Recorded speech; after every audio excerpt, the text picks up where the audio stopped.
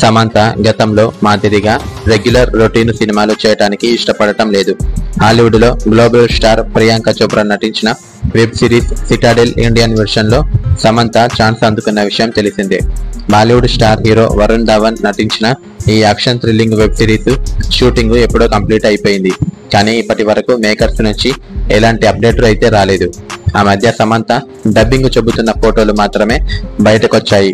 Streaming details తో పాటు పోస్టర్లు, గ్లిమ్స్, టీజర్ వంటి ఎలాంటి ప్రమోషనల్ కంటెంట్ ను రివీల్ చేయలేదు మేకర్స్. కానీ ఈ వెబ్ సిరీస్ పై ఆడియన్స్ లో మంచి ఆసక్తి నెలకొంది. ఇంగ్లీషు సిటాడెల్ మంచి హిట్ అవడంతో ఇండియన్ వెర్షన్ పై హైప్ క్రియేట్ అయింది.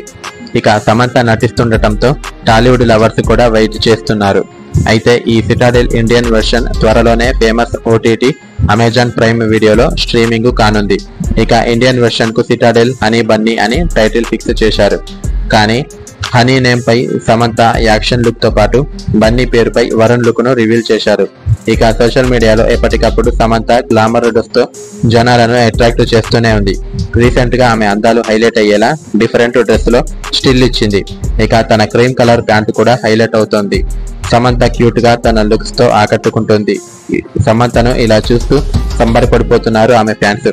సమంత చాలా ఆనందంగా ఉన్నట్లు అనిపిస్తోందని, ఇలా ఎప్పుడు ఉండాలని కోరుకుంటున్నారు. మళ్ళీ వరుస చిత్రాలతో అలరించాలని కోరుతున్నారు. హాయ్ ఫ్రెండ్స్, మీకు ఈ వీడియో నచ్చినట్లయితే లైక్ చేయండి.